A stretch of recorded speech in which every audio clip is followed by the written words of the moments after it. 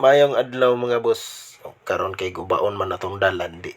Normal ra gina maguba gid pod ang unit nato nga off-road. Ato saning i-DIY mga boss. Atong tanggalon niya dalon dayog machine shop makurog naman og 20-15 ra ang dagan. Kurog na lain na kayo paminahon mura nag galingan sa ilalom. Kani akong gitanggal mga boss mo dahil ang pawis steering, ang engineering plastic di ay wala na. Unya ang grasa niya kay lapok na pod kay taga-adlaw gid ni siya sa lapukan gyud. Di gyud wa gyud nindot nga unit basta sa lapok gyud mag sige og balik-balik.